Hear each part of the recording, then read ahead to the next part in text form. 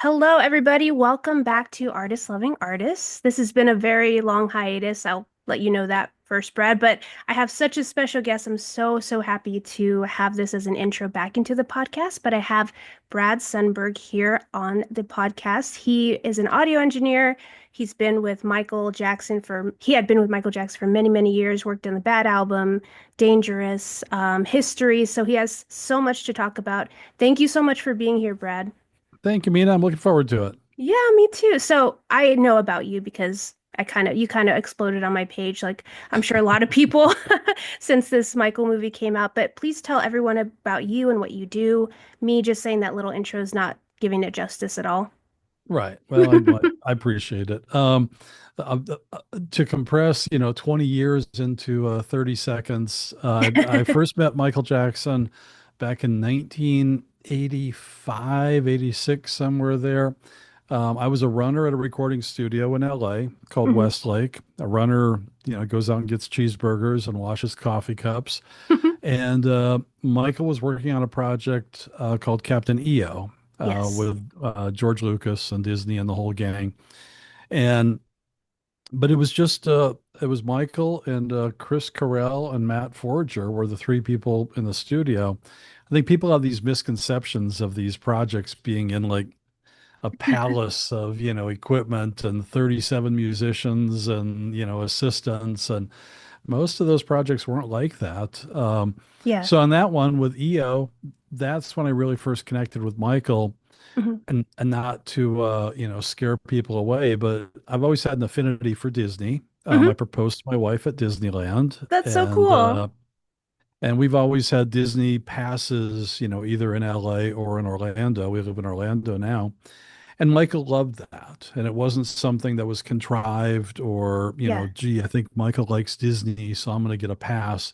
It was the It's other way around. natural. Yeah. Yeah, he found out that I was a Disney guy, and I made him laugh, he made me laugh, and we didn't become best friends, but Michael kept it really tight. He liked Mhm. a lean, mean circle of people around him. And I was invited into that circle, and I stayed with him for nearly 20 years. So I worked on EO, Bad, Dangerous, History. Yeah, I Wow. say those three words, and that encompasses about a decade of my life right there. It's so Uh, and then crazy. I, and then I built all the music systems at Neverland. So I was with him for a long time. That is great. So the last episode, I just listened to that episode you released about the Neverland systems that you Okay. built, and that was pretty interesting to me because I'm not a very technical person. I'm more of the creative side. So to hear your side of the projects that you were on is a totally new world for me. And it's like catching my ear of something that I'm like, oh, it's something I should pay attention to as an artist, as a musician. I think it's important to know both sides of it, you know? Right. Yeah. I'm not, and trust me, I don't run around tooting my own horn or anything. You should. But well, but one thing I'm really proud of is once Michael trusted you, you were Mhm. in, and I was one of the few people, and this is going to sound narcissistic, and I'm sorry, No. but I worked with Michael in the studio. I worked with Michael on video shoots. I worked with him at Neverland. I Mhm. did a lot of personal projects for him. If he needed a dance floor built in Trump Tower, he called me, and that's what I did. So it was a really unique relationship Mhm. where I was basically a phone call away, but I was never on staff with them. I was always been independent contractor. Okay. So I never joined, MJJ Productions. Yeah. There was no need. He kept me busy on a lot of projects for years and years. So That's kind of, in a sense, probably better, right? Because do you feel like it gave you a little more freedom to kind of do what you needed to do? 100%. Okay. Cool. Yeah, because I was still working with other artists. Hmm. I was, working on some really cool albums, and I was building music systems for everyone from Will Smith to Elizabeth Taylor. So if I would have just been in Team Michael, Yeah. it would have been interesting, but he didn't have enough for me to do full time. Yeah. So, and I didn't, and I didn't want to be a personal assistant. That's not Sure. what Yeah. this was about. But he really, when I teach in universities and music students, I tell them never say no. If somebody Yes, says, "Hey, can you do this?" Yes, yes, I 100%. can, and that Do you know opened a how lot of doors. to? No, but I'll figure it out. I will figure it out, and you're never gonna know. That's so cool. So, What's one of the craziest things that you or what's one of those scenarios with Michael or anybody that they've approached you with the project and you feel confident, but you're kind of like, I've never done that before. Sure, yeah, I'll take it on. well, I mean, Neverland. He Yeah, basically gave me when Neverland is another one of those words where people hear it, they might have misconceptions or an of idea. course. Yeah. And there was a really, unfortunate and hateful movie that came out several years ago that, and I will talk about anything, Yeah. literally anything when it comes to Michael.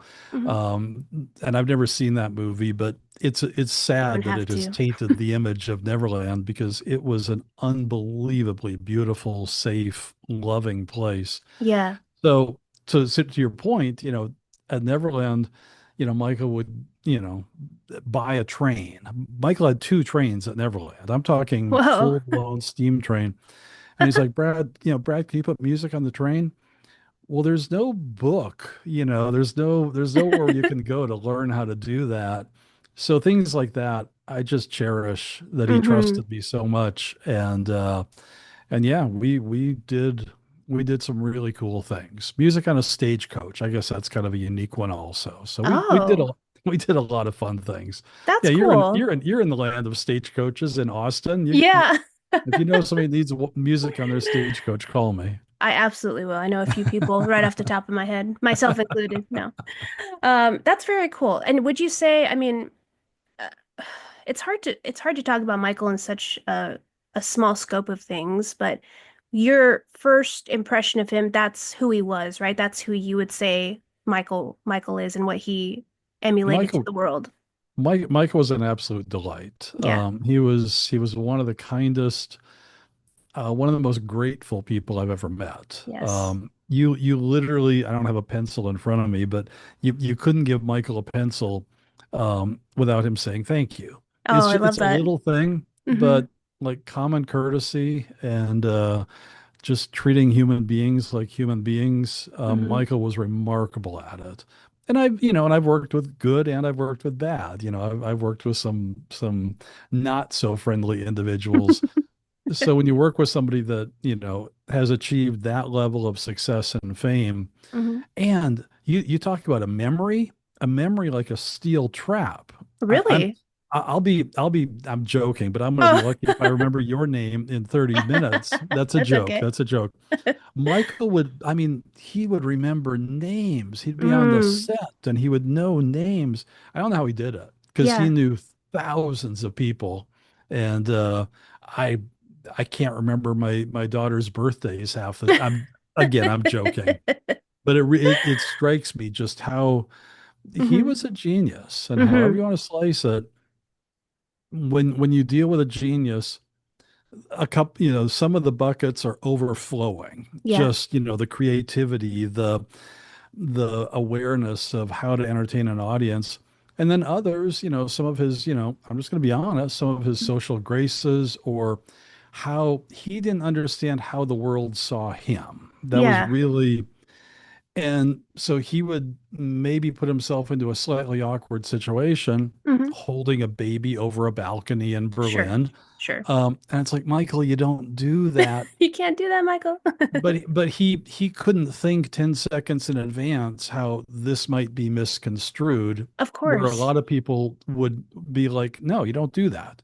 Right. So as I get older, I use the example of buckets, and Michael had his creative bucket was just crazy overflowing, and others how people perceived him, he struggled with, Yeah. and so How I don't could know you if there was a not? point to that, but No, absolutely. I think it's important to recognize someone on that level and scale. That would be difficult for, I don't even think it'd be survivable for a ton of people. And he handled you're himself absolutely with what he could and what he knew how to do and how he was written. Like there's so many aspects to it that I think people are missing And I think that's the point of why I think people are so drawn to this movie and why things are opening up for another view on him is that it's showing really a human side of him that people didn't really understand or didn't want to understand. So I think it's a beautiful thing.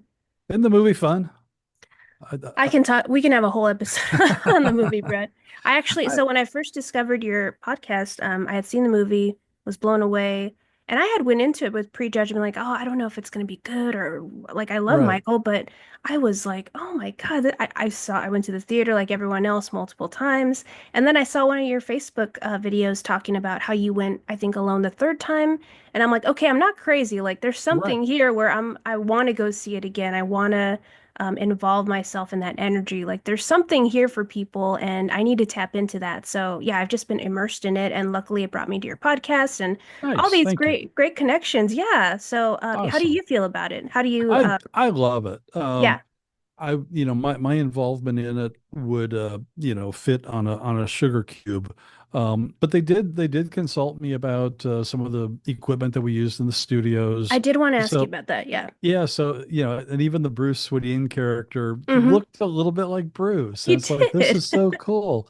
Um, they had Bruce's JBL 4310s on the console, which I thought was cool. What were you But involved in that? I was involved in a couple phone calls, so Oh, okay. yeah, and I did get to go to the Thriller shoot. I remember So you talked about that. That's very yeah, cool. Deb and I got to go see Jafar do the Thriller shoot, which How was was really, that? really cool. It was Uh-huh. freezing cold, and but it was beautiful. It was really, really fun. Just Yeah, to because I was in high school when Michael did the real Thriller, that's crazy. so Wow. to be time traveling back a little bit on the same street, it was remarkable. It was a Wow. beautiful experience. Would you say Jafar has a similar essence to Michael? There are I've written about this and talked about it. Oh, I okay. don't I don't I don't expect you to remember every scene from the movie, but I there's a do. scene where Jafar slash Michael is in the bedroom with Latoya, Mm-hmm. and I think the snake is there, Muscles or Madonna, whatever it is, and it would have been Muscles. And Michael he starts talking about it's time for me to be my own person and find my own path. And every time I've seen it, there's something about that scene where it becomes Michael. And Oh, I mean, right now I'm covered in goosebumps. It's kind of really? weird. Um, there's something about Jafar nailed Mm. the intonations of Michael so perfectly. He did it all through the film, but there's something about that one scene that just pulls me in. And because Yes. there's an innocence and and just a little bit of a childlike glee of Hmm. it's time for me to I can't remember the exact words, but find my own path. And yeah, the first time I saw it, I was in Bucharest, Romania, Hmm. at a premiere, and I just got a lump in my throat. So it's Oh, like this is crazy. that This is is crazy. Michael. But then there's other times when I love the fact that Jafar doesn't look exactly like Michael. I love Same. the fact that Jafar is his own man. Hmm. They didn't go for a perfect MJ imitator, which I Right. applaud them on. Because Jafar got the DNA. So Yes, yes. so he's got the voice, the movements, the things he does with his fingers. Hmm. That's the stuff that to me is it's really hard to imitate that. Yeah, I mean, there are some, like you said, some moments in the film that I'm like, oh my God, like there, it's like Michael passed through or something. It's kind of crazy, but Yeah. you're right. I like how he's his own entity, but you kind of don't see him as Michael or he's like his own actor in the Yeah. film. You know, he kind of blends into the role. It's not Jafar and it's not Michael. It's a really interesting kind of world I he's agree. in. You No, I know, he agree. did great. He did great. I love it. Yep. I think he should win an Oscar, but that's just me. A quick question for you, Brad, about the I know they asked you about the 57 mics, is that right? Well, the SM7. I'm sorry, the SM7 mics. Yep. Is that what they The- consulted you on? There you Ah, go. yes. There's um yeah, and of course the way they do it, what I think they had the mic, up by Michael's forehead or Yeah. something. It's always so silly how they do that. Hmm. Um yeah, they talked to me about my and we didn't always use the SM7, but Right. once. for the sake of the film, they kind of get one thing and they run with it. We Sure. used four or five different mics on Michael's vocals. The other thing, social media is just so funny. But like on some of this, like the studio forums, they get all tweaked, because it'll be like young Michael working with Quincy, in what would have been Westlake Studio A, Mhm. and then people are like, "Oh, the DBX 165A wasn't invented yet, and it's sitting right there in the rack," and it's like, Come on, guys. "Good grief, it's a film. Get over yourself. At least it's Yeah. not, CGI." So, Yeah. but yeah. So yeah, both Matt Forger and I consulted just on some of the technical stuff, That's and very cool. yeah. So Do you I think, appreciate the attention to detail that they got right. yeah, I mean, even the speakers that you said were JBL behind, 4310s, Bruce's that's old. crazy. Even they even got the color right, the That's old really gray ones. cool. See, I Yeah. appreciate that stuff, like the musician part of it. It's good for musicians to see that they actually put that intention behind it. But And they've noticed it. The guys that worked with Michael are like, "Oh, no way, they got that right." And Bruce sitting there, kind of looking like yeah, Bruce. he did. Yeah. I mean, he looked a lot like him Yeah. from my angle, yeah. Yeah. Um, So you think they'll consult you for the second movie? I hope so, because That'd the be first great. movie I didn't know him. The second Yeah. movie is when I met him. Yeah. So, and I get it. There's trying to put Michael's life into a 2 hour or 4 hour or 7 hour package is Yeah. impossible. But no, I mean, I'd love to be involved. And I think they're like 30% done shooting the second film. That's awesome. So, God, I can't and wait. and that's where, and I think that's what we're going to talk about just a little bit. That's where you really start to see Michael grow, where he's no Yes. longer J5 thriller. Yeah. Now he's becoming his own His own producer. entity. It's a Yes. fan. It's so, yeah. To be in the passenger seat and watch that evolution was really really amazing. I So love hopefully that. they get that right. Yeah, yeah. I mean, they would have to. I mean, I'm sure they'll do it with such intention. They want to tell the story right. But yeah, it's interesting that you say that because I'm like in the bad era right now. Like I started from the beginning, and now you kind of obsess into album by album, and Hmm. now I'm getting into the tail end of bad and into dangerous, which to me, when I Okay. was younger, I didn't really I think understand. yeah, I I got a love it. dangerous Yes, I too. love it. Oh, so good.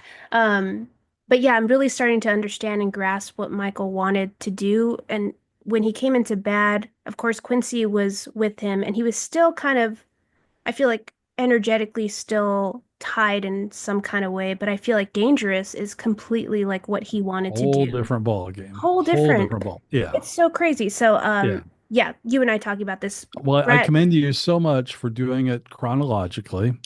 Is it not cool for me to ask how old you are? no, I'm 38. I'm quite You're old. no. You're my oldest. You're about almost my oldest daughter's age. Oh, cool, Um, cool. yeah, because then I can kind of. So when did you Yes. start listening to Michael? He's always been my peripherals, and what I loved about him is his melody and how his range of vocals, but Hmm. it's never something I studied. And truly, like this whole thing about the movie, like it really just opened the floodgates of like, oh my God, I didn't know he did this and he wrote this. Like I'm obsessed. I'm diving Right. into Okay. it back and front. What year did you graduate high school? 2006. Okay. So it's it's kind of at the Hmm. end of the just after Invincible. Yes. Okay. Yeah. So I wasn't in any of that time. yeah. Yeah. Yeah. Okay. I mean, and yeah, when you were younger, yes, you don't really remember. You certainly don't remember Dangerous. You I probably don't. don't. No. Okay. Isn't that crazy? No, and I love this because you're part of an entire generation that's Yes. now being introduced to Michael Jackson, Mm-hmm. and Mm-hmm. I think it's fantastic. Me too. It's lovely. I've got four daughters, and all of them, their friends are just not obsessed, but they are just playing Michael all the time, Mm-hmm. and I'm like, thank you. Thank God. Finally, I don't have to hear another trap beat just for Oh 10 my minutes. God. Give me some So Teddy Riley. Yeah, I love that. yeah. Well, I want to get into your picks, Brad. Of course, I'll have questions along the way, but you picked four songs that we're going to listen to, and we're going to start with I Just Can't Stop Loving You. And you did work on again from Captain EO all the way through history with Michael, correct? Yeah, and some Blood on the Dance Floor, but yeah, History Oh, was kind of the okay. last big one. Yeah. Oh, that's interesting. Okay. We need to talk about that after because Yep. that's an interesting album that I haven't tapped into quite yet, but we'll get there. Hmm. Okay, so we'll press pause, we'll listen to the song, we'll come back and I want to hear your thoughts and experience on it. Okay. All right, we'll be right back.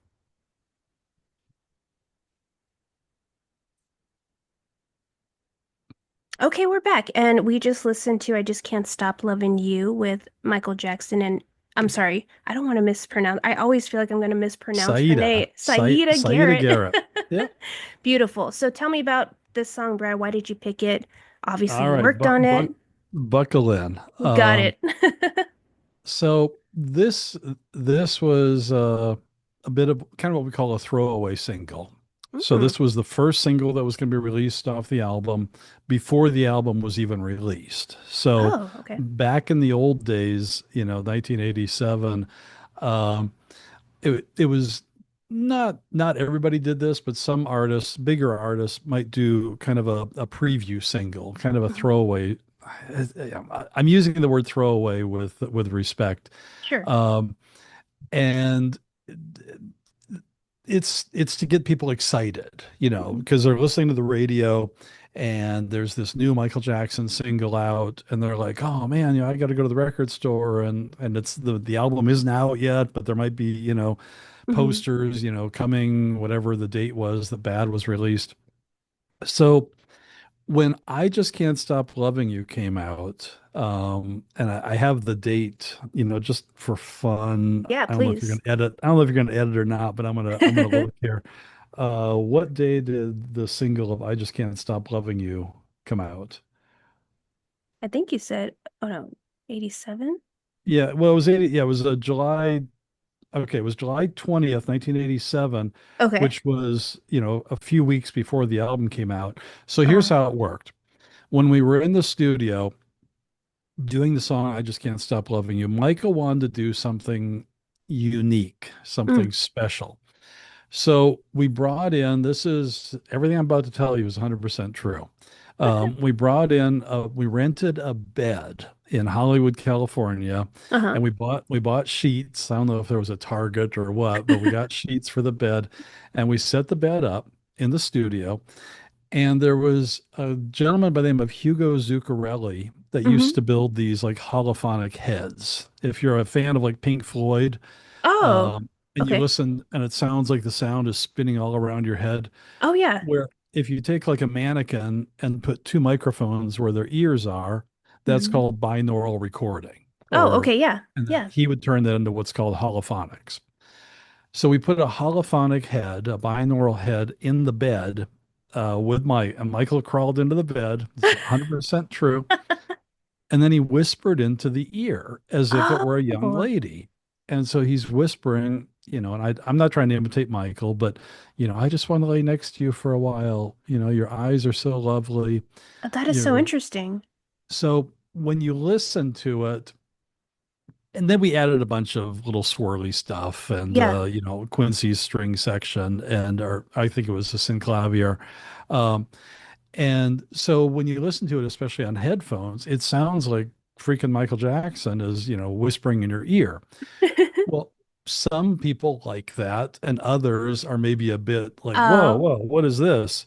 Um, so, absolute true story. Rick that's crazy. Dees, Kiss FM, played that song at 7 a.m. on whatever it was, July 20th, Hmm. 1987. And that was the first time anyone in the world had heard that song. And it Hmm. had this long, it's like a 35-second intro of Michael whispering. And the DJs hated it. DJs were Really? like, what is this? A masterpiece. Is this guy ever going to start singing? And so there were mixed reviews that this Mm. is some people like it, some people don't. And so Bruce Swedien called me. Um, I don't know if we were still mixing or I think we were done with the project, but the album was in full production, but they released the single. Bruce Hmm. called me that day. It was either that day or the next day, and he'd gotten the call from CBS Records saying, cut that intro off. That is Really? not going well. So he and I went back into the studio and we cut the intro off, but it's not as easy as just hitting with a razor blade. You got to Yeah. do it, because there's a whole fade. Mm-hmm. So, but now Bruce had been on vacation and, he was all rested and ready to do some work. So we remixed the whole song and took a day, maybe 2 days, a day or two and he did just this pristine mix Mm-hmm. without the intro. So then we took that mix and we sent it to Bernie Grundman Mastering. Then that was cut into the second pressing of the album. Mm-hmm. So the first pressing has the whispery intro. The second pressing does not have the whispery intro, Oh. and it's got a different mix than the first pressing. Mm-hmm. And that process we did, Michael really liked that we remixed a song for that next release. So then we did it with the song Bad. When Bad was going to come out, we remixed Bad and cut that into the album. Then the next one, then the next one, Oh, then the next cool. one. So Okay. there's something like 7 or 8 versions of the Bad album that have no markings. It's just, it's a new mix, but there's no, I would have to be in a studio for a week to try and decipher which is which. Whoa. But yeah, so there's about 8 different versions of the Bad album, but they all have the same pressing number. That is So it's, crazy. um, Wow. couple other things about that song. Yeah, please. Um, Barbara Streisand was supposed to be the I female did lead. read that. Yeah, that's an odd fit. Why did he want her? I don't know. Huh. And I've worked with Barbara a couple times, and I Have don't you? want to. Yeah, she she's. I mean, She's difficult, she's a huh? remarkable talent, but I couldn't imagine her vocal No. and Michael's vocal blending. So Saida Garrett had written Man in the Mirror with Glenn Mm-hmm. Ballard, and Mm-hmm. Saida was kind of in Quincy's posse. Now, I Yeah. don't mean that in a weird way at all, but he was kind of one of Quincy's, proteges, songwriter, singer. Yes. And so she was around the studio a lot, and we loved Saida. Mm-hmm. And so when she got the nod to that, do the duet with Michael, that was a huge, huge thing for her. Was it pretty organic? Like, did that happen pretty quickly? Saeed has probably done a lot of interviews on it. I Oh, don't okay. remember the exact. I do remember the excitement. I remember her just being lit up. But I think Quincy, it was either Quincy or Michael that told her, hey, we want because she probably did it thinking she was doing the demo, Oh, and she gotcha. may have done the demo. I could be wrong about that. Um, but when she got the nod, that was really, really cool. So, That and is then she went awesome. on and toured with Michael on the Bad tour. So and I worked on Saida's album, Kiss of Life, right after the Bad Oh, you album. did? Oh, I didn't know that. Yeah. Oh, that's cool. That's So awesome. yeah, well, Okay. it was a little family. Yeah, I've definitely seen. I watched your the podcast with Matt and Matt Rob. Forge. Yeah. Yeah, like that was a great episode. It was nice to hear everybody's different experience, but you kind of guys all came from the same starting point and like helped. It's really like what we talked about earlier. Like it really helped you guys become who you are and who you want to be, and it was Yeah. great. That was a great episode. Definitely everyone listen to that one. All right, Um, I got one more thing, and I just can't stop loving you. please, yeah, And then we'll move on. no worries. This was not my favorite song. I mean, Okay, this is like bottom 20%. really? Okay, I like when Michael's got a little more grit and a little more a little I like a little dirtier, same. Dirty Diana, Streetwalker, that kind of. Oh, love This Dirty is just Dana. a schmaltzy, wedding song. But as I've been doing my events, I went back and I break a lot of these songs down, Mm-hmm.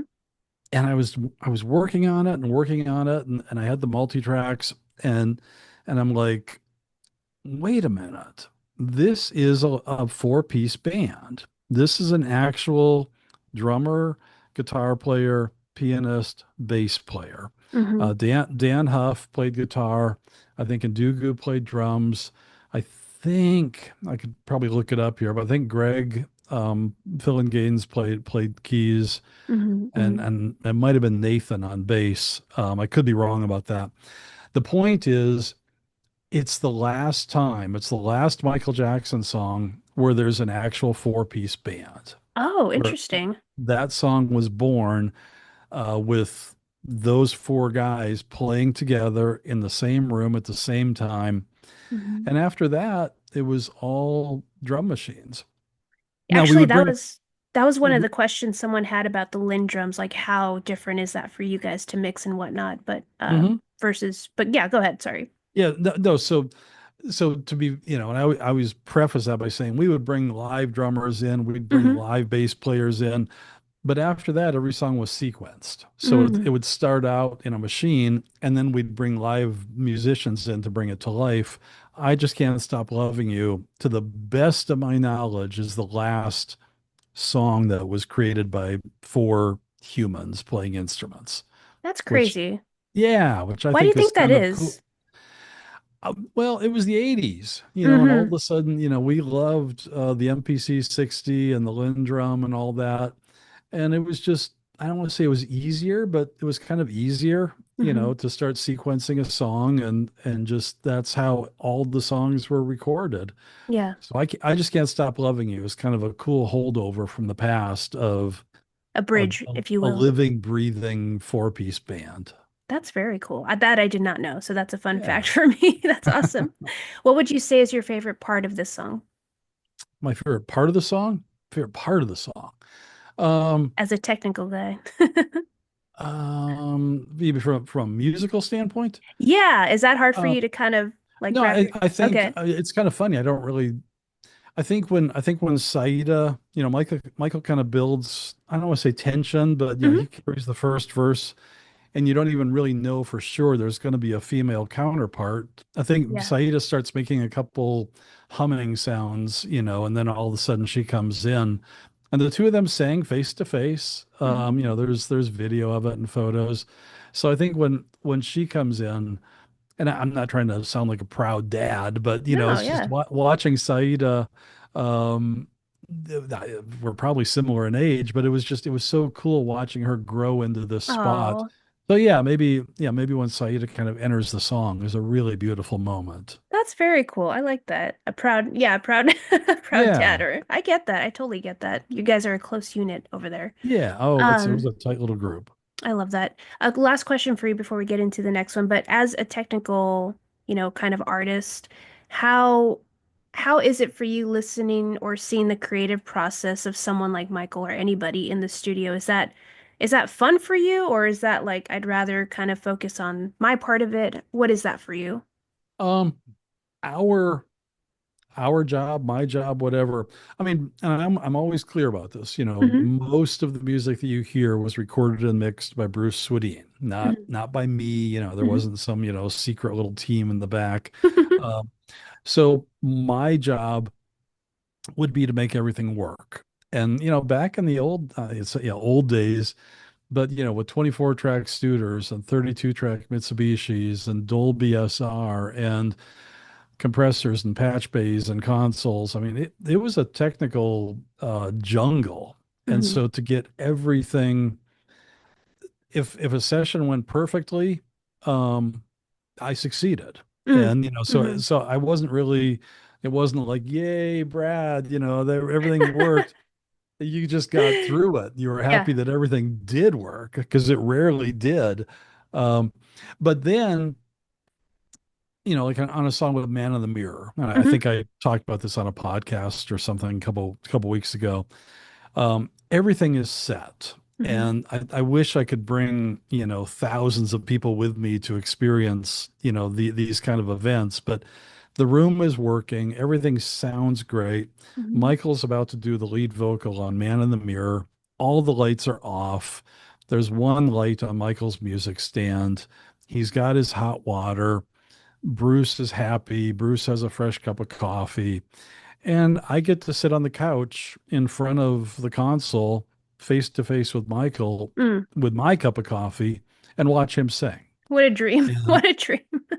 yeah, and so it's those things where if you did your job right, or if I Hmm. did my job right, when it was showtime, and this wasn't every day, these were very unique moments, Yeah. but when everything was firing on all cylinders, and you finally got to just let the artist be the artist, that's pure magic, and you, Yes, you don't have absolutely. to worry about tape alignment and Dolby, it just let the guy sing. Ugh, I So love that. And I'm guessing he wasn't as particular, right? It was more about his kind of freedom in that way, or was he kind of particular about things? I might rephrase it a different way. He Okay. he he trusted us so much Mm. that Hmm. he didn't have to worry about the tech stuff. I love that. He'd been with Bruce, since The Wiz. That's So crazy. he's worked with so they you talk about a father-son relationship. Yeah. I mean, the movie, like I say, I loved the movie. And the movie of Michael and Bill Bray, that was a Yeah. beautiful real life relationship. Yeah. And Bruce had a similar relationship with Michael from a musical standpoint, and so did Quincy. Yeah. So there was, with those three, we're talking about the Bad album, Hmm. Bruce, Michael, Quincy, and then there's a fourth guy that nobody talks about by the name of Rod Temperton. Hmm. And Rod was there for the entire Bad album. Oh yeah. Rod wrote, Off the Wall and Thriller, and he didn't get a song put on Bad, but he was still there. Hmm. So Did it he was write this, any songs for Bad? oh yeah, Yeah. yeah. In Oh wow, fact, they didn't make the he, cut. yeah, so then that's Saida took all of his songs and did her album. Oh. Oh, I love that. Okay. Okay. So, That's interesting. uh, but yeah, the four of them were such a cohesive unit Yeah. that, yeah, Michael didn't have to worry about, gee, is the mic overloading? Is this the right EQ on my voice? I mean, the headphone mixes that we made for Michael were just spectacular, Hmm. but that's just because we knew how to do it. Yeah. So our job is just to set it up and get out of the way. Yeah. It was And a that's, well-oiled machine. and we were good at it. Yeah. Yeah, you guys were. I love that. Okay, cool. Love that. Let's get into the next one, which is probably one of my favorites of all the catalog that he has. It's called Will You Be There? So we'll press pause, we'll listen to it, and we'll come right back. Perfect. Be right back. Okay, we're back. And we just listened to Will You Be There, which was on Dangerous. And I made Brad specifically listen to a part that was it's just so beautiful to me, but that part where Michael kind of goes into that high Hmm. register, it's spiritual. It's so beautiful. And I saw a like an NAACP YouTube that he was on an award show. And the way he sang it there is just like, oh my God, like I can watch Yeah. that on repeat. But please tell Yeah. me your experience with this song and why you love it. All right. So, number one, let me start from the beginning. Yeah. Most of the time that I worked with Michael, even though I just told you the man in the mirror story, drinking coffee and all that, um, I was still locked in a technical level. Hmm. My job was to make sure everything worked. And I loved hearing Michael sing. I loved the harmonies. I loved the pitch, everything about it. But our job and just the way that I'm wired was not to like sink into the lyrics. Mm. And Hmm. that's true. And because Michael would separate himself from the lyrics for Would the he? most part. Yeah. That's He'd go out interesting and to sing hear. some sad song and then come back in. We'd be throwing popcorn at each other. And and we never, that's just what we did. Hmm. He was doing his job, I was doing my job. And it wasn't, oh gee, Michael, will you be there? Let's really break that down and talk. He'd never do Mm. that. That'd be Really? silly. Oh man, I would No. love to do that with him. Um, and it wasn't until, and this is true. It wasn't until after Michael passed, and I Hmm. do love Michael's songs, so don't think me No, yes, overly of course. callous. But as I got to meet MJ fans, and you and I talked about that, I go to Europe quite a Hmm. bit, and this song has such a deep connection, a deep Oh yeah. bone marrow spiritual connection with Hmm. so many MJ fans that it's almost like when you take, your child to an amusement park and you get to see the park through their eyes.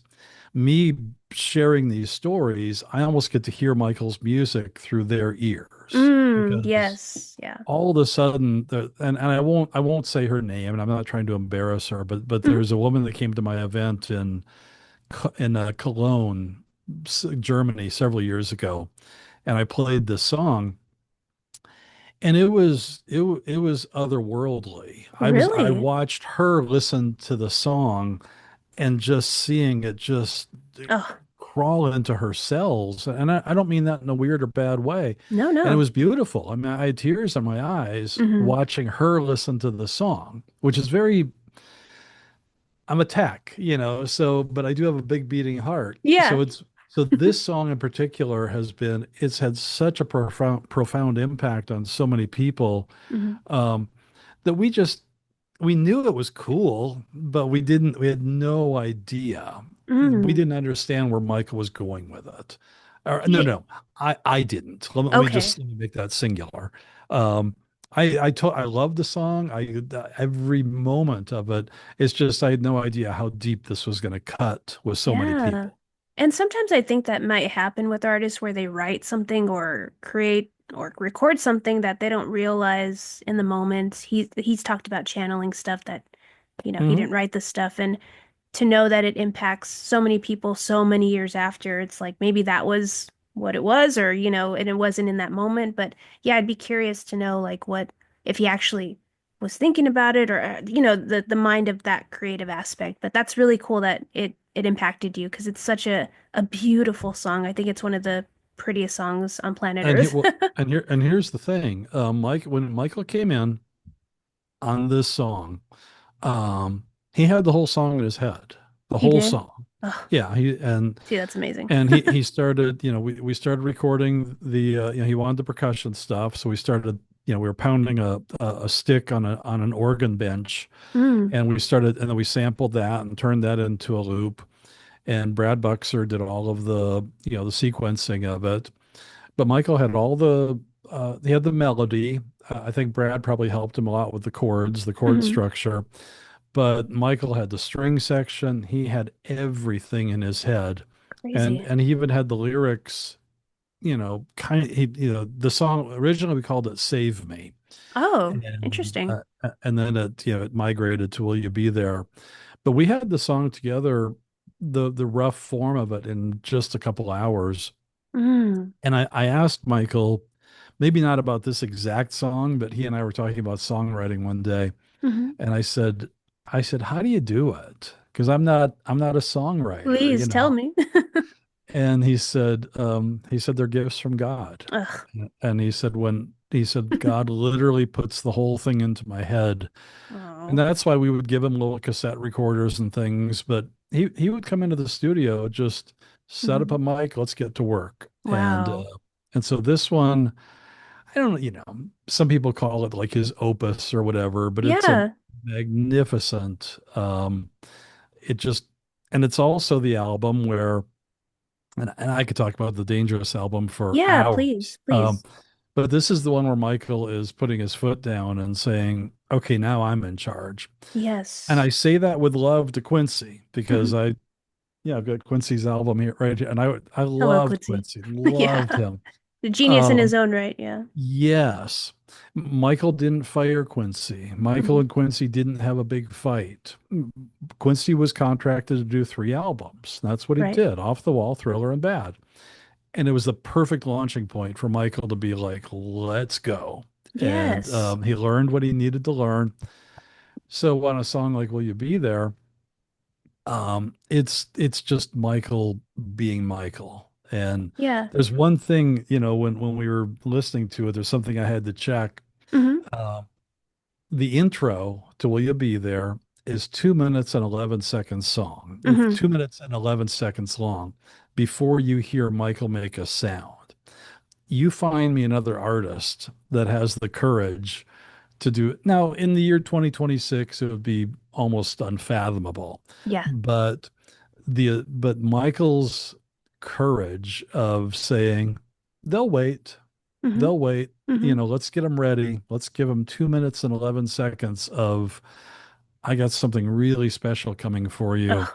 And he does crazy and courageous. he does it in for me, it's that one verse, the way he sings it. I'm like, oh man, that's all you had to sing for me, and I would have waited an eternity before, Yeah, if I knew that was coming. Like, yeah, and you're totally right. That's such a special thing that God people only pray for or wish to yeah, have, or I know it. Just it's one so song like that. oh yeah. And I And think we it's were probably his and most honest song. we were rejecting songs off that album. I mean, For All Time by Steve Porcaro. Have your listeners go check that out. Yeah, That's a okay. magnificent song. Uh-huh. And I was like, well, someone put your hand out? Same thing. It was Yeah. there's a lot of artists that will never do a song as good as Someone Put Your Hand Out, Hmm. and it wasn't good enough for the Dangerous album. That's crazy. So tell me a little bit about is Dangerous your favorite album, would you say? That's a tough question, I'm sure. Yeah, it's so funny because I don't listen to a lot of Michael. Right. I know that probably doesn't make sense, but No, no, no. when I do one of my live events, I like it to be fresh. Hmm. And I like I haven't listened to Someone Put Your Hand Out since I was in Berlin a few weeks ago. Hmm. It's one of my favorite songs, but I don't play it casually. Hmm. Um, so the Dangerous album to me, it's Michael experiencing freedom. Hmm. And I Hmm. don't mean to make that a negative towards Quincy, but No, it's Michael no. saying, "Let's go." And then it's three very talented producers by the name of Teddy Riley, Bill Bottrell, and Bruce Swedien Hmm. doing battle. And it's three producers, three very different production styles, and they don't all love each other, which makes it Hmm. even more fun because Yeah. Michael loves drama. So so you've got very competitive geniuses that are competing to get their songs on the record. It's the whole thing. I've talked about the Dangerous album for hours and hours, Hmm. and it's a fascinating study of It Michael taking is. three very different perspectives and putting them on one record, and it works. Hmm. And Teddy was obviously the young guy, and he came in guns blazing, with Closet and Remember the Time. Hmm. Bill came in with his kind of rock and roll raw sound with Give In to Me and Black or White. Oh, Bruce, of Black or course, White, is going to gosh. do who Will You Be There and Gone Too Soon. I mean, Heal the World. Come Oh, on. I know, gosh. So We could talk about there's that just all in one episode. and then we're pushing, For All Time and Someone Put Your Hand Out and many other gorgeous songs. Hmm. I mean, Blood on the Dance Floor was supposed to be on the Dangerous album, and that Oh, got was pushed it? off. Oh, interesting. So, That would have fit quite so it's well. a yeah. So the Dangerous. I mean, I commend you for listening to Michael's albums start to finish Hmm. because I really don't anymore. Hmm. And just because I don't listen to a lot of his music, because I like it to be fresh when I'm with my groups. Yeah. But the Dangerous album, it's a great listen from start to finish because Hmm. Michael is taking you on a ride, and it's Yeah. very intentional. A quick question about Teddy Riley. I know Quincy was kind of such a big part of Michael creatively, but Dangerous being totally Michael, was he driving a lot of it, or was it a lot of the producers? Was it like equal work, or was he really like, I know what I want for this album? Because it's so different. It's everything is so Yeah, different on Dangerous. Nothing sounds like one thing. you're talking about Michael. Yes, yeah. Yeah. Oh yeah. No, Did he drive? it's the Michael show. Oh yeah. Yeah, No, okay, okay. it's Michael, which is why we have songs like "Will You Be There" that are 7 minutes and Yeah. however many seconds long, and it's like, okay, maybe we don't need a 2 minute intro, and maybe we could. But Michael would fight. I mean, Oh, not in an okay. angry way, but no, when he knew what he wanted, Yeah. and there was no, let's cut this, let's. So yeah, no, it's Michael uh, all day long. I love that. Uh, yeah, and he's the one that picked, the producers. Hmm. Ultimately, he picked the songs, the track track list. So Hmm. yeah, no, it's no, Bruce was very involved, and Okay. Bruce and Michael had a long historic relationship. Right.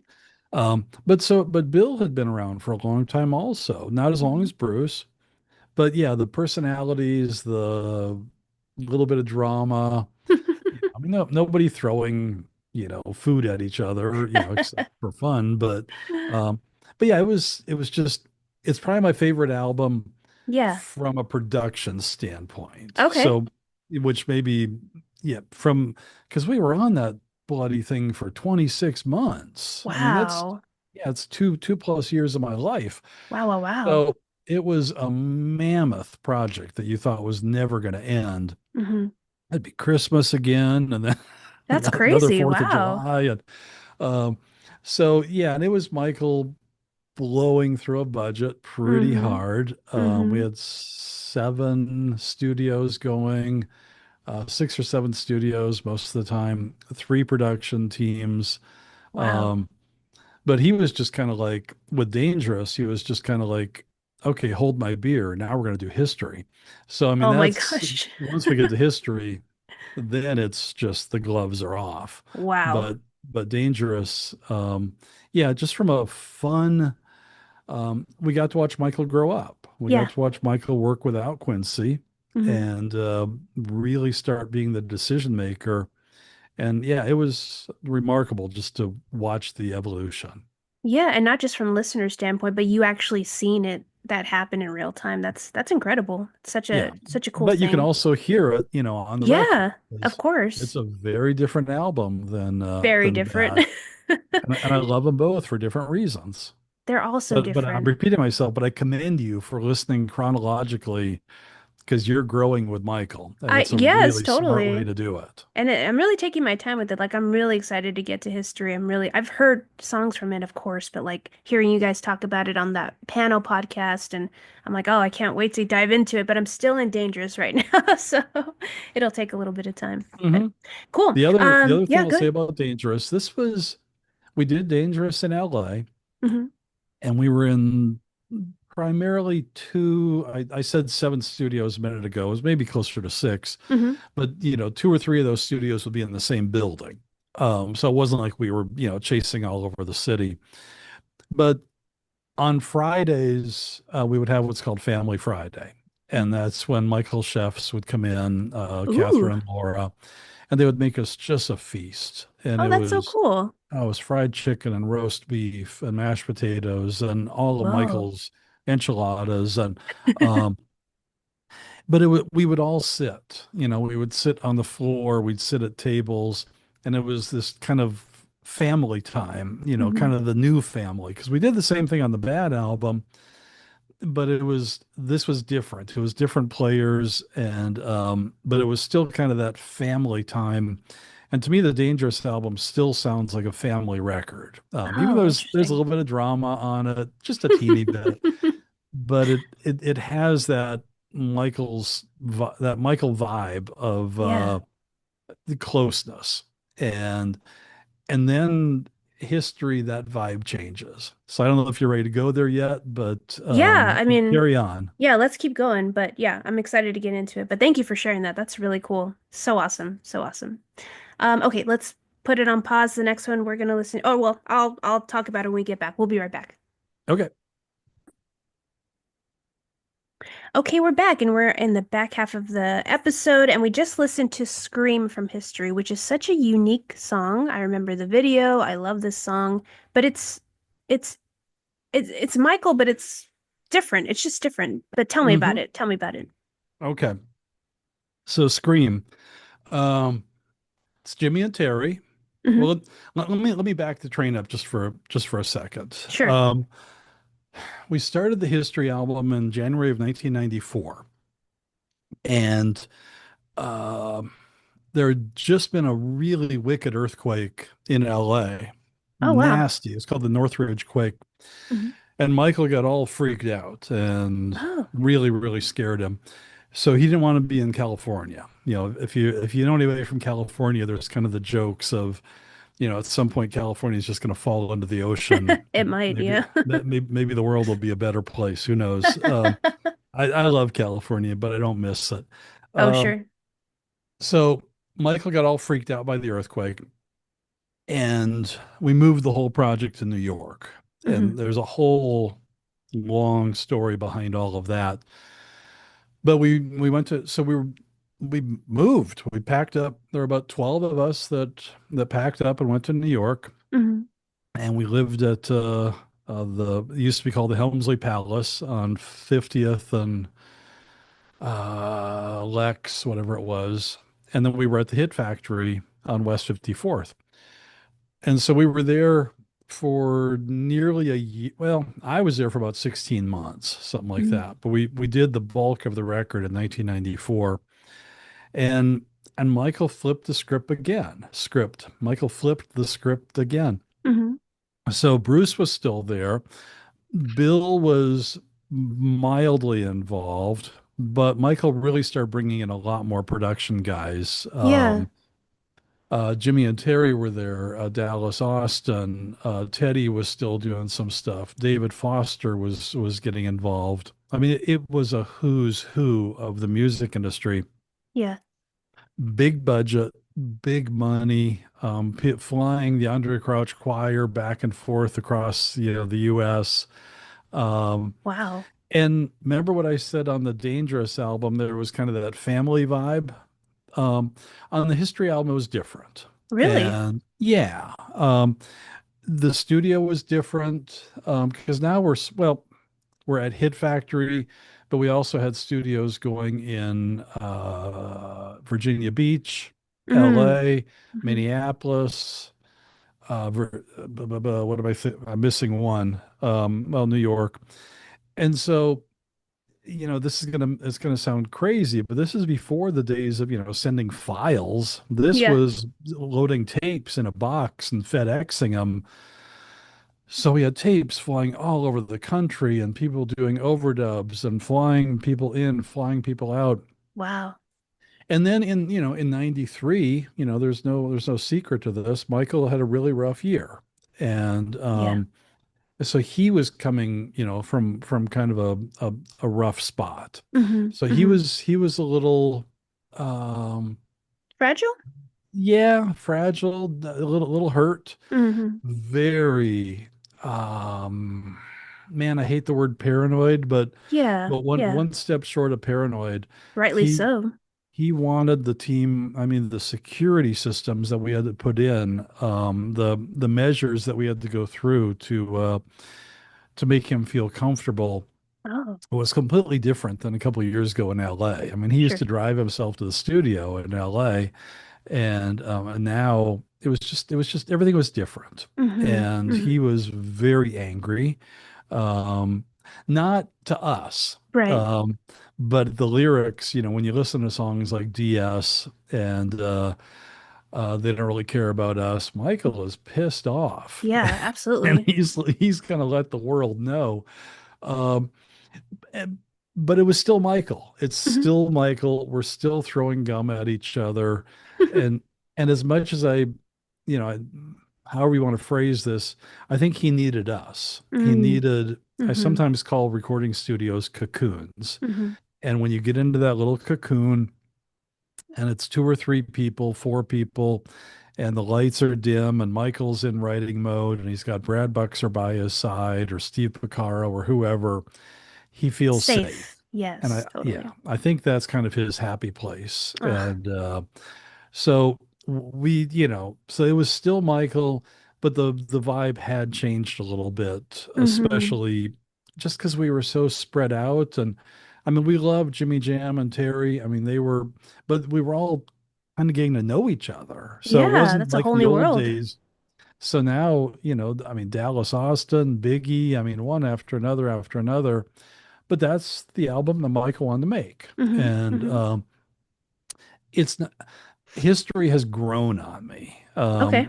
When it was first released, there were certain songs on it that I loved. I love Hmm. Stranger in Moscow. People do There, love that song. I haven't really yeah. delved into it yet, so I'm excited Okay. to. Oh, I do a whole segment on that Oh, in my cool. events. Oh, nice. But but it's an angry album. I mean, it Hmm. just is. It's Michael being mad, and it kicks off with Scream. You know, the tagline was the album starts with a scream and ends with a smile because the Charlie Oh, Chaplin song "Smile" yes. was the last song. That's beautiful. So there's some gorgeous, I mean, childhood and smile. You're hearing Michael now. Michael is grown up, and Mm. he is on childhood. He sang with a 75, 80 piece New York Philharmonic in the same room. Oh, He's in an wow. ISO booth, Hit Factory Studio One. That's gutsy. If you're going to put the Mm. headphones on and pull a Frank Sinatra and be like, let's go, I'm going to sing with the orchestra. Now, we didn't wind up using that vocal take, but Oh, he did really? it. Okay, And interesting. he wanted to do it. So, you know, could, the same Michael that did Billie Jean have that courage? I don't know. Maybe. Mm. I kind Hmm. of doubt it because that's gutsy. So Yeah. he was definitely coming into his own in terms of who he was and the vocal control he had. Hmm. Hmm. So going back to Scream, a couple things about Scream. Number one, it's the first time that we're going to drop the F bomb on an MJ album. He had a hard time Um, with that, right? he, I wasn't there. Whenever I Hmm. tell stories, I'm Is it a honest. lore? Folklore? No, it's true. Okay. He and Janet were in the ISO booth at Hit Factory getting warmed up. Michael Mhm. always did vocal warm ups, and, for 2 hours, he would warm up his Jeez. voice. And they would and Brad Buxer, there was a dear friend of mine. Brad was Michael's musical director. Yeah. Um, Walked by the vocal booth. This is just during warm-ups, and Michael and Janet are screaming at each other, "Stop effing with me! You stop effing with me! Stop effing!" Oh. And they're just screaming. And Buxer's like, "What is going on?" Uh-huh. And he's like, it was almost cathartic. It was like, they were just getting this out of their system, getting ready to sing. Oh, they weren't It, actually yelling at each other. It was like oh, a no, yeah, no, it was just the Oh. lyrics. I'm like, It "Oh, was just the wow. lyrics. Okay, No, no, no. interesting. Interesting." And now, if you listen really closely to the song, Janet does drop the F bomb. She's the one Hmm. that's doing it. It's not Michael. Oh, it's not. Oh. No, it's Okay. Jan. I could be I could be wrong, but I've listened to it pretty closely. Sure. I I'm mean, you pretty worked on this. sure. Yeah, I believe Um, you. but and now please don't think I'm some old prude. I mean, I'm 5 years younger than Michael, so I'm going to put that on the Impossible. table. Um, but Michael, when we were back in LA mixing Scream, I talked to him. I pulled him Hmm. aside and I said, "Look, you're going to be too young to understand this, but back in 94, 95, there was something called the PNRC or something. It was a Hmm. Senate committee led by Tipper Gore and a few Oh, senators' wives, yes. and they were doing all the parental warning Advisories. stickers. Yeah, Yes. Yes. and it was a big deal. Now it was a big Hmm. deal in the U.S. and the rest of the world. They're like, "What are you doing? You Yeah. you Americans always have to be twisted up about something." Always But I something. but I told Michael, I said, we've never dropped the F bomb on your album before. Hmm. And I said, I'm not saying it's going to happen, but if you do get a sticker, it doesn't mean that the album's going to tank, Hmm. but it's possible that, Aunt Bessie, in Topeka, Kansas, Yeah. may not buy that record for her niece. And I said, has anybody talked to you about that? And he said, Hmm. no. And I'm Mm. thinking, it's not my job. I'm just having a conversation with him over, a Diet Coke. But and it was fine. We didn't get the sticker. Oh, you Everything didn't? Okay. no, Interesting. no, everything went through just fine. But it did surprise me a little bit.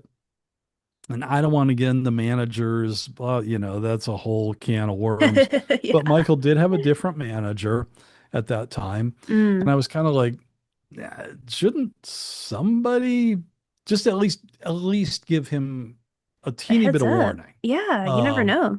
because Michael was not it's like I said earlier, he was really in tune to certain things, and other Hmm. things he was just oblivious. Mm, And so all that, okay, so staying on Scream, a couple more interesting things. Um, I love the song. In fact, it's great. I just did an event at an organization called Give Kids the World here Mm. in Orlando. I work with them and do kind of some mixing with them Oh, for that's the awesome. kids. I love that. And we were just there last night, and I was mixing Scream with one of the kids, and Really? With one of the kids? That's cool. yeah, and I bring kids up and let them mix a song, and Sweet. yeah, it's really fun. So, but there's so many elements. You got to stay with me on this. The Yes, song please. Scream is a Bruce Swedien monster. All right. Hmm. Hmm. Bruce is a big personality. Bruce passed away a few years ago, and I loved Bruce. Um, Bruce is a big personality. He's got a big ego, and he everything Bruce is going to be the biggest, best. Nobody's ever done this before Hmm. production, and that's Hmm. Bruce, and he's earned it. I mean, his mixes. So he when we mix Scream, you understand the tech. If you're going to, let's say you've got, 112 tracks. Hmm. Well, when you mix it, number one, if you're mixing in the box, you can manage it, with a mouse and kind of scoot things around. But this is old school. We're still using tape and consoles. Yeah, yeah. So there's not a lot of consoles that can handle 112 tracks. Well, Scream, when we finally did the mix, was closer to about 170 tracks, give or take. Wow. Wow. Normally, I'm going to get techie on you, but a lot of engineers would then do what's called submixes. Hmm. So, let's submix the strings and get them down to a stereo pair. Let's submix the guitars, get them down to two stereo pairs. We've got, 40 tracks of synthesizers. Let's submit. Bruce didn't want to do that. Bruce wanted Oh. everything discrete. Whoa. So at Larrabee Studios, we had four Sony 48 track tape machines, which gives you 196, 192 tracks, something like that.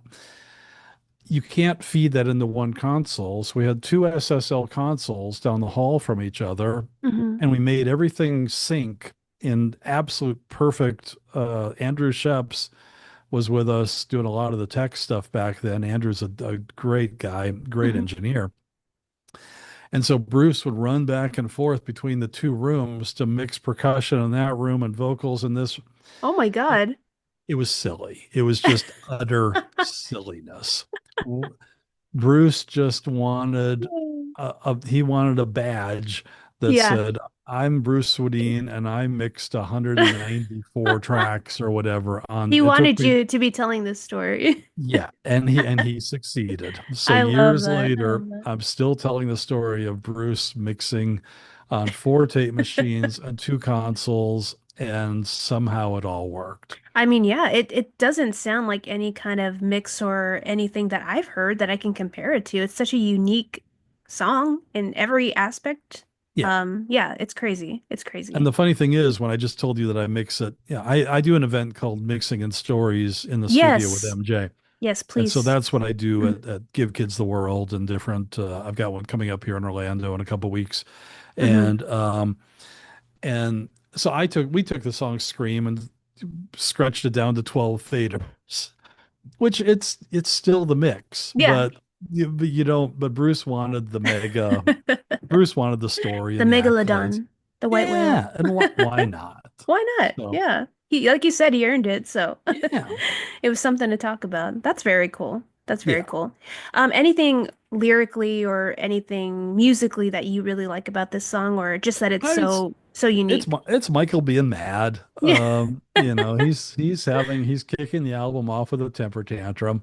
Yeah, And I that's say cool. that with a smile because in 20 years I never saw Michael have a temper tantrum. Not Hmm. one. I Hmm. never saw him mad. Hmm. If you pissed Michael off, he wouldn't get mad. You'd just be gone. Yeah. There wasn't there wasn't like no one was going to be throwing stuff at you. It's just like, okay, see ya. Uh, I love so, that. but I mean, it's Michael. Yeah, he's opening the album off uncorked, Mm. and he's really angry about what's happened in the previous three Yes. years. and he's going to let you know about it. That's fantastic. That's Yeah, fantastic.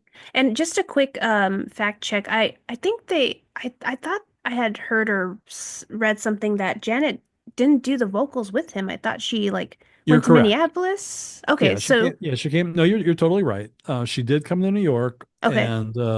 and she did. I think she did some of the vocals, but she Mm. really liked the way that Jimmy and Terry did them at flight time, Oh, and okay. so she did go back to Minneapolis. You're 100% right. So they So didn't sing good, good. together in the I space. think they did. Once again, I'm truthful to a fault. I Hmm. wasn't there that day, so Sure, I sure. we had so many sessions going on. So I wasn't there. That I was when Michael sang. I usually put myself in the room. Hmm. Um, Number one, why not?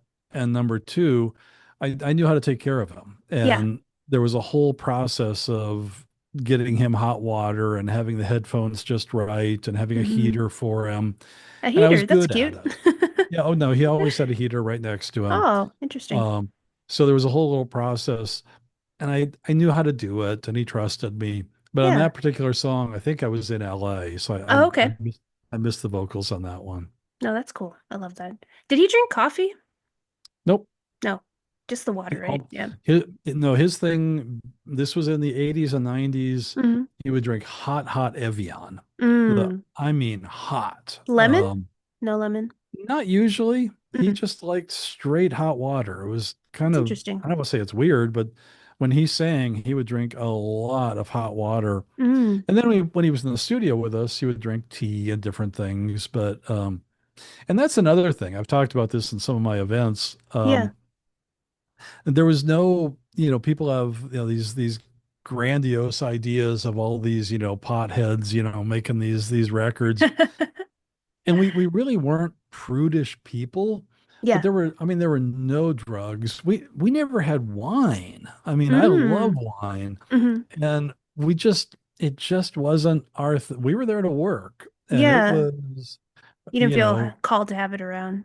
yeah. I mean, no, Interesting. knowing that a lot of the guys, especially in the 80s, a lot of the guys did smoke. Sure. I mean, Michael didn't, obviously, Bruce didn't, but so tobacco was kind of a thing. But I always think about, people with their concepts of rock and roll albums. And Yeah. by the way, I say Michael's a rock star. I mean, Hmm. the King of Pop thing, he kind of liked that, but Michael was a stone cold rock star, and he Totally. would just rip on a rock song. Oh So gosh, yeah. He loved the it seems only like he appreciated all aspects of any kind of genre, you know? the only one that and there were no rules about drinking. I mean, I Yeah. guess if I wanted to have a beer at dinner, I probably could have. We just didn't. Yeah. But when Slash came in, Slash and Michael were friends, and he Hmm. came in and he did the intro to Black or White, and then he did Give In to Me. I can't remember if he played on the History album or not. Um, but Slash, we'd always have to have what was that, half-gallon bottle of vodka Oh my and gosh, really? and a couple. Well, this is how rock stars do their grocery shopping. Sure. They call the studio and say, "Here's my tech rider. I need a gallon of cranberry juice and half gallon of vodka and a carton of Jesus. Marlboros." And then they take it home with them. That goes into their bag. Yeah. But yeah, so no, it was fun, but it was relatively chemical free Yeah. for the most part.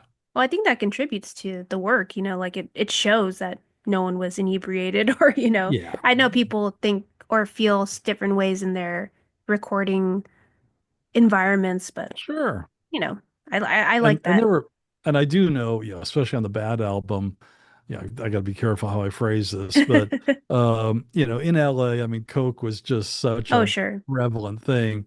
And I Totally. worked on plenty of albums where it was, okay, here we go. Not Present, yeah. me, but it was there. And so I think there were a lot of the musicians, that was just part of their thing, but they do it out in the parking lot and then come in just bouncing off Mm. the walls ready to play. And some of them could pull it off magnificently. Good for So, them. yeah, I would never be I able don't, to do I that. wouldn't recommend it, but it Oh, was the 80s. put that in your studio etiquette. No Ex- cocaine. Exactly. I love that. Okay, yeah, let's get into the last one. Anything else about Scream that you want to touch on? I could talk for hours, but let's move on. Yeah, you gotta roast in the oven. You gotta Yeah, get I to just pulled it it. out. It's resting. Perfect. Okay, we'll get into that. We'll be right back. Okay, for the final time, we're back. And we just listened to You Are Not Alone, which is also on history.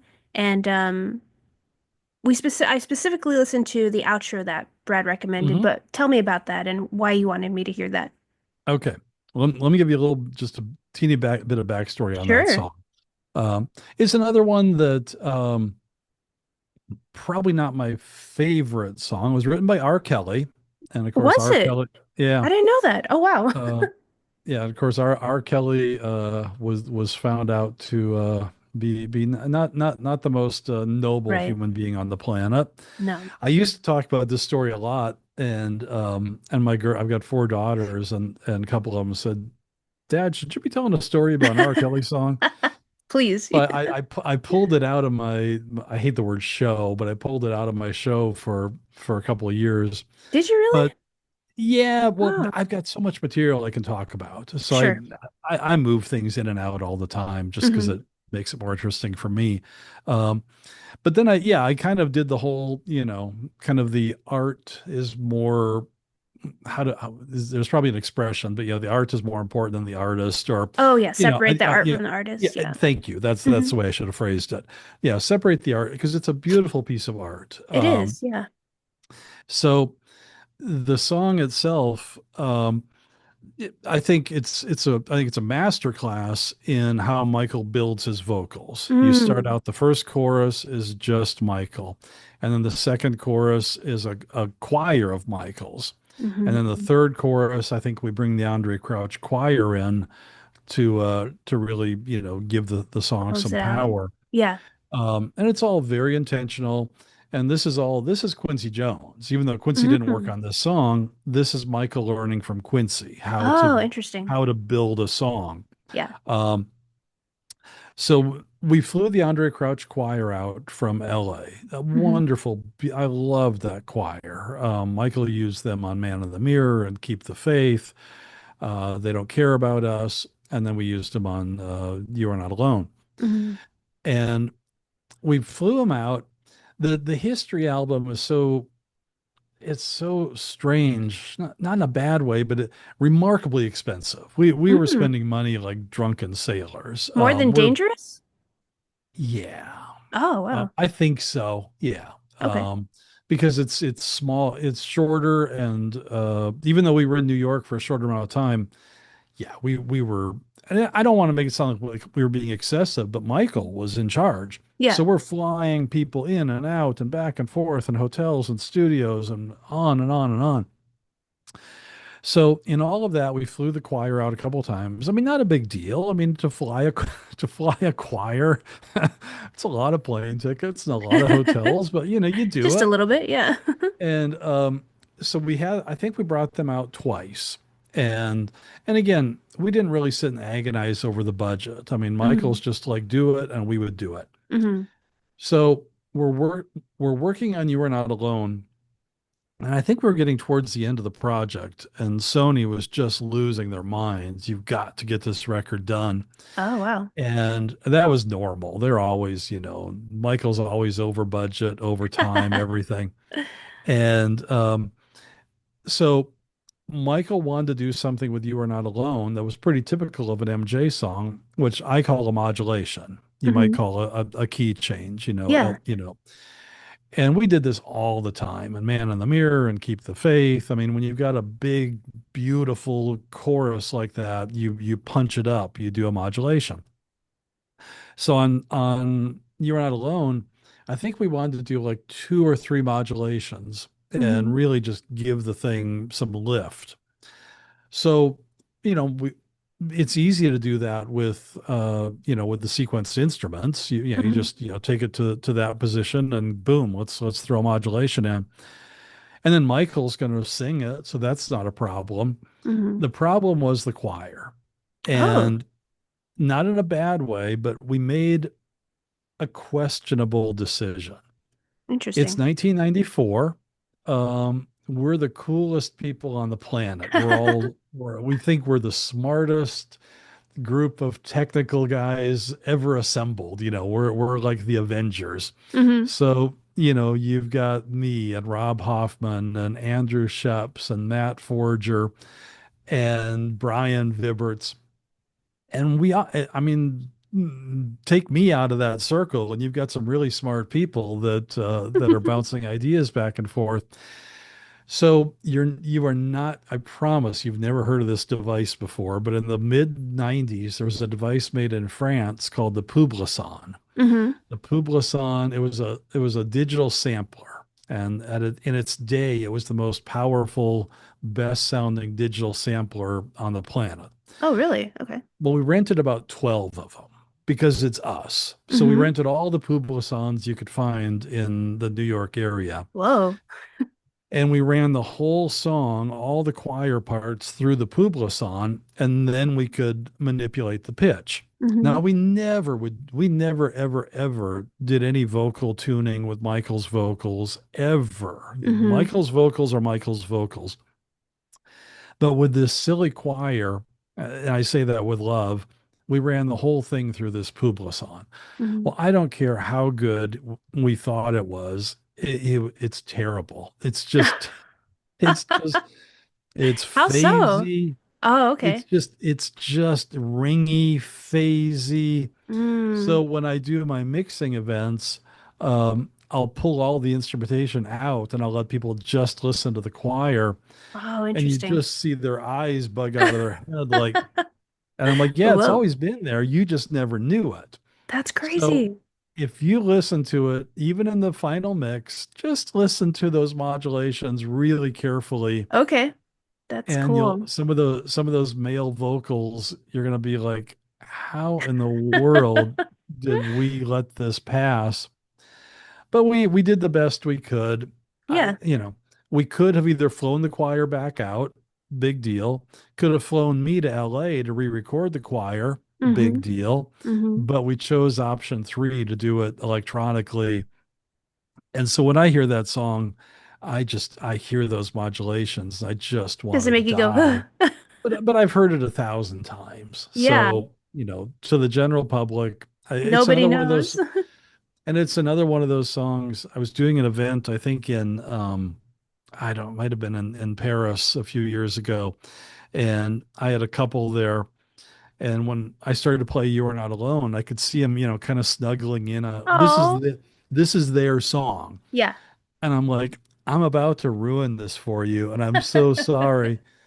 But and they thought it was funny, but no, it's a beautiful piece of music, It and is. It really but is. it was the one time that we took technology way too far. That's interesting. Now, the other thing I'll say about it is if you listen to, and I'm not going to hate on R. Kelly. I mean, he's in a really dark place. Sure. And but what R. Kelly went to school. R. Kelly worked with us on the History album with "You Are Not Alone," and Mm. what was his next song? "I Believe I Can Fly." Oh, that's He oh my God. he learned how to do modulations. He Ah, learned how to it's a give a very similar song. song. Yep, yep. Is it the So same chord? Are they the same chords, maybe? they're Same key? similar, but Yeah. yeah, but they're different. But Interesting. but he definitely learned the Quincy Jones modulation. It's not a trick, but it's just how we did our songs. Totally. That's something I never So, even really thought about, unless you're listening very intently or studying it, which I would probably have gotten to anyway, but that's really cool. well, That's listen really cool. closely to the out chorus of "You Were Not Alone," and you might just, if there's something in your ear that's like, is that supposed to be there? You're not You're imagining it. you're hearing it. No, no, That's no. cool. Well, still, you should be very proud of the work you've done regardless. I mean, this is Thank you. amazing. Yeah. Anything else about this song before we just get into some quick rapid fire questions? Um, Not really. Again, I'm repeating myself. It's one of those songs that I had to grow into. Hmm. Hmm. When I was working on it, yeah, I knew it was pretty, Hmm. but it's another one that, similar to "Will You Be There," MJ fans just gravitate to this song. Hmm. And I've heard numerous stories. Now, I'm not trying to make light of it at all, but Yeah.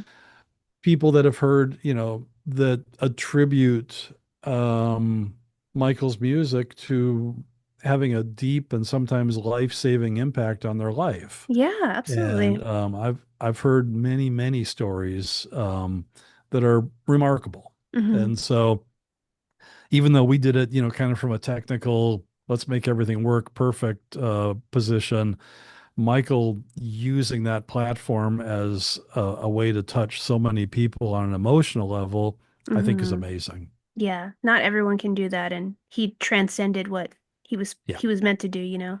It's Yep. amazing. So that's cool. Okay, we got a couple of questions from Artist Loving Artists listeners. One quick one was in Remember the Time. I don't know if you were there for the recording or whatnot, but Michael's vocals are so different in that compared to what you hear him as. I don't know hmm if it's the register, but it's such a unique way he's using his vocals. What is your take on that or your experience with it, etc.? I, I think the way you're describing it is right. I think this is when Michael is really starting to grow up and Mm, he's okay. discovering, I mean, some of his vocals on Keep the Faith. Hmm. And I know that's a little bit of a dusty, not dusty, but it's a deeper cut for a lot of MJ fans. I think the vocals he's doing on that are spectacular. Hmm. Remember the Time? I don't think I was there when he did the lead vocal. I was Okay. probably there for the backgrounds. Um, there was no trickery to it. I mean, I think it was probably Teddy's engineer. Hmm. Um, and I'm drawing an embarrassing blank. I can't remember his name, but no, I don't think there was anything. We really very intentionally kept Michael's vocals as clean as possible. Yeah. What you hear is Michael, Hmm. and that's by design. I mean, yeah, we'd put reverb or a little delay or something, but we didn't certainly never ever any heavy vocal editing, pitch Hmm. correction, nothing like that. Yeah. Yeah, it's just so unique and I thought that was a really good question. Yeah, now Um, I'm gonna go back and listen to it again and see if I'm missing yeah, something. But you okay, know, just like all right. Baby Be Well, Mine so, and then you hear like Remember the Time, like so different, but but yeah, so but yeah, well, interesting. but both his vocal range and I think you used the phrase, what he did with his Hmm. vocals. It was to watch him try different things, and it's like, oh wow, okay, Yeah. that's a unique sound. He was a master at it. Yeah, and that one worked so well for that song. It's Yeah. fantastic. Second question, when you history was the last thing you worked on, so how was that for you afterwards? Like was that like, oh, okay, this chapter's done? Were you sad? Were you happy? Were you Um, I mean, life is complicated, and Hmm. there's no sadness in what I'm about to say. I've been happily married for 41 years, and so it's not like nothing bad. It's just that I was moving on, Yeah. and I'd been with Michael. I wasn't even planning on working on the History album. I had my Oh, own okay. company. I Hmm. was building the music systems at Neverland. I Hmm. was working for Elizabeth Taylor. I was busy. And I know I'm not trying to say that it was like foreshadowing, but I knew the music industry was changing. And there was Yeah. just something in it this was right before Napster. And when the whole industry shifted and studios it was still kind of the heyday, but I didn't want to work until 4 in the morning for the rest of my life. Sure, yeah. And so by then I had two little girls and I just Deb and I made kind of a conscious decision that History was going to be my last big album Okay. because I had a company Yeah. and I had other stuff to do. But yeah, at the end of it, yeah, you work that hard on something for 16 months and it just yeah, you leave a lot on the table. Sure. Um, but I was still in contact with Michael. He did the history tour. I did the Yeah. tour prep. I didn't go with him, but I did a Hmm. bunch of prep on the tour. And then he was back at Neverland, and it was guns blazing again for several years. So That's awesome. I was still doing a lot of projects with him, just not. Well, then we had Ghosts.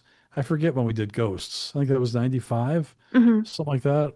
So I worked with them on that, and Oh, cool. Okay. um, but yeah, after History and people that have worked with Michael for a long time, um, if you're going to ask them that kind of a question, especially after Michael's gone, Hmm.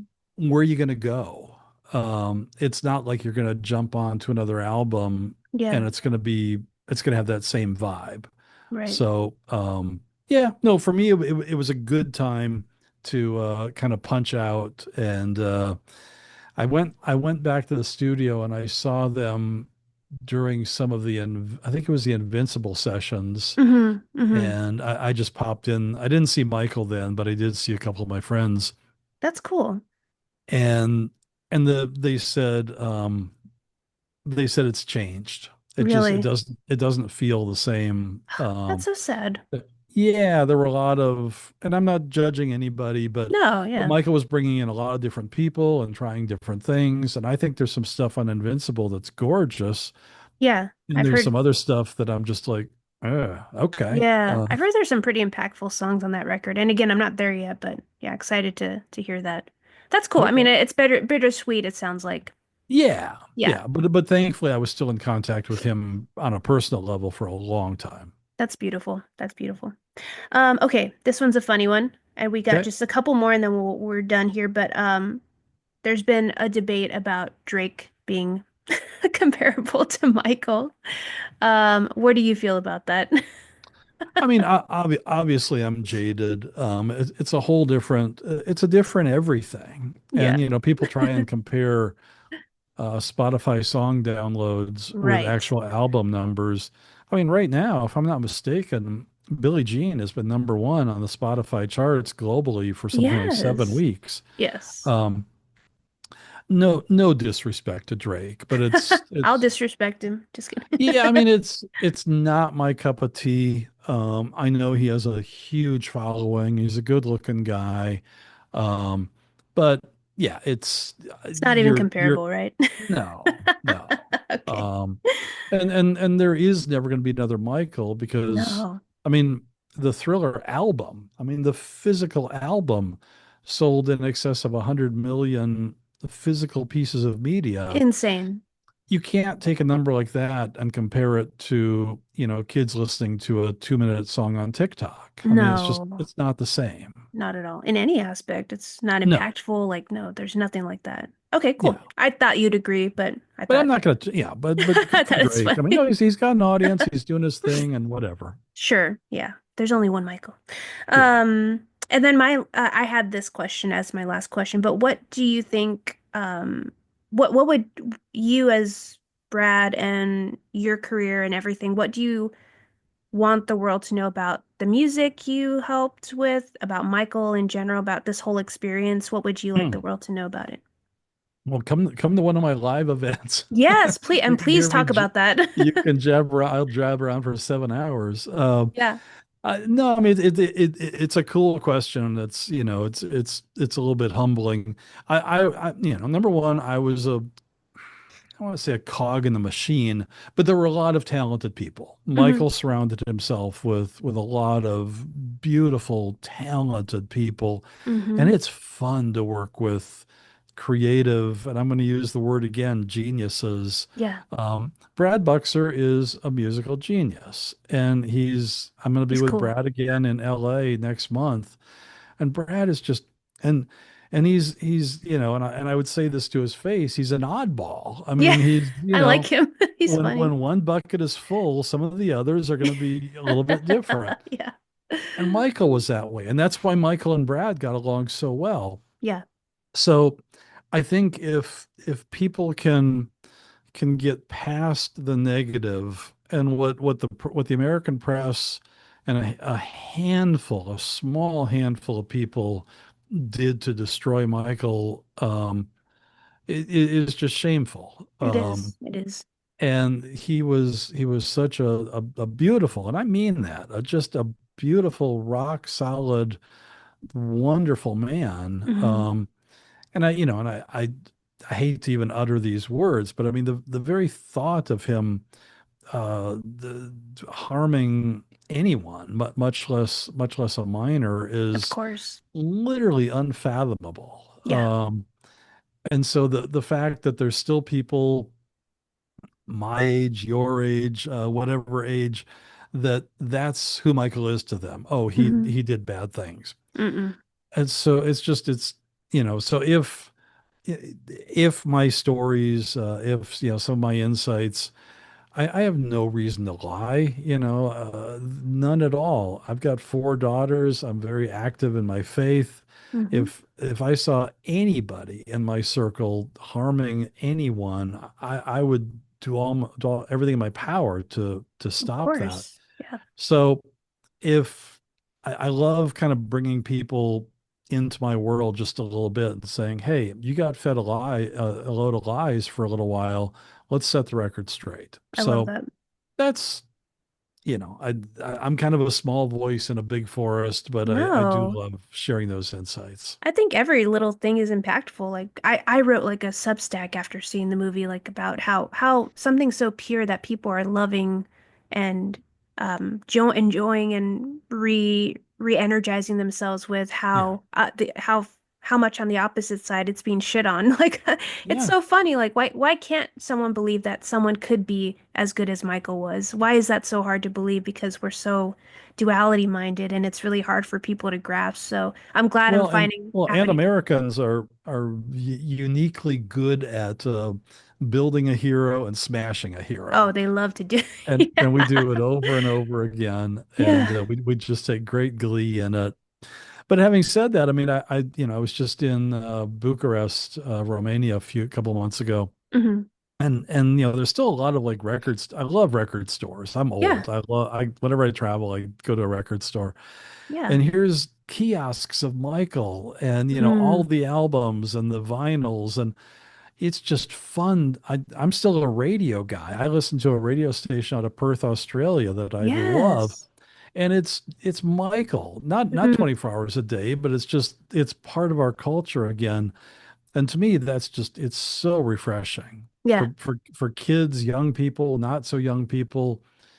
Again, I'm not picking on Drake, but to hear real structured music that, Hmm. has I think I read somewhere that since 2009, which is the year that Michael passed, Hmm. um, I think there have only been four or five songs, charted song or number one songs in the US that have a key change. What? That Really? was Michael 101, modulation. Interesting. And we're just now a lot of songs come out, they don't have a bridge. Hmm. Songwriters they don't bother to do a bridge anymore because it's only going to be played for 99 seconds on TikTok Such anyway. a shame. Such a It shame. I is. think a bridge So is I'm probably one of the most important parts of a song. totally agree. Hmm. That's So crazy. Yeah. The world is changing, but I think this is such a great kind of experience, stuff like this, meeting people like you, like it's really opening a whole plethora of really, I think some magic yeah, energy for people. So yeah, I, you I sharing these appreciate it. stories I think is awesome. So Yeah, I think it's great. So yeah, but this was wonderful. Thank you so much, Brad. Do you want to just tell the people where they can find you? Of course, what you do with your sure. sessions. Yeah, please. Yeah, we do. So I do live events in 2027. Brace yourself. We're going to be celebrating our 15th year of doing Wow. what I call in the studio with MJ, in the studio with Michael Jackson. It's I hate the word seminar. I'm trying to come up. I prefer the word live event. I Sure. don't sing. I don't dance. It's nothing like that. But I do what we're doing right here. I play music, I break down songs, I tell stories. There's some beautiful stories behind these songs. I've kind of Hmm. shared a few of them with you tonight. Um, and I do the best I can to introduce people to Michael. Hmm. And it's not showy. It's not big 3D graphic crazy stuff. But we've got some, Michael allowed me to bring my video camera into the studio quite a bit. So I've got a lot of kind of cool footage Oh, watching cool. Michael, write songs, or well, watching Michael comp songs, which that's a whole conversation unto its own, Mm. Hmm. comping vocals. And so I take people through bad, dangerous, and history and just share a bunch of stories and insights. So we mix music, and yeah, typically it's a 7 hour event, and we've Wow. done more than 300 of them, and it goes by just That is in so a cool. flash. So it's a full day. Yeah, That's yeah. We've awesome. we've done it in 33 countries, I think we're up to now. Wow. And yeah, so I my normal weekend, I'll be in LA next month, and then I can't really say where I'm going after that because I'm Sure. finalizing a couple things. But usually I'll teach a college course on Friday. So I Hmm. teach a class called Studio Etiquette and Recording Techniques on a Michael Jackson session. It's a long title. That's Um, great. and then I'll do my In the Studio with MJ event on Saturday, my ticketed event, and then I do mixing and stories, which I let people mix songs and I tell more stories on Sunday. So That is that's a awesome. typical so if people want to get just immersed in a weekend of MJ, I love friendships being made. I love people being like, "Oh, it's so Yeah, cool to meet other people that, love Michael's music." totally. So then we have live streams. I don't know when this podcast is going to air, but this coming Saturday, Hmm. I'll have I don't this out even on know. Friday, so yeah, this will work out Okay. great. Yeah. All Yeah. right. So on Saturday, the 18th, I think it is, we're doing a podcast, right, or live stream right in this room called the Virtual Tour of Neverland. And I Oh, take cool. people it's a 3 hour live stream. I take people from the front gate all the way to the zoo. I Oh, take them to nice. every part of Neverland, more stories, more interviews, more music. But Love that. that one they can watch online. That's So, very cool. so tickets for all of our stuff are available at www in the studio with MJ. Follow us on Instagram, YouTube. The podcast is over on YouTube, Yes. Facebook, TikTok. I don't do the TikTok dances, but we've got a nice little growing audience. So, And bridges are still in your TikToks, I'm sure. yeah. I love that. Yeah, please check out Brad. I personally like watching the YouTube podcasts when I'm at Thank work. I you. just have it there. Yeah, it's such a great show. I'm so glad I found your content and thank you so much Thank you. again for doing this. This is such a pleasure, but hopefully we connect again. Absolute delight, Mina. Thank you. Yes, thank you all so much and we will see you all next time. Say Thank you. bye.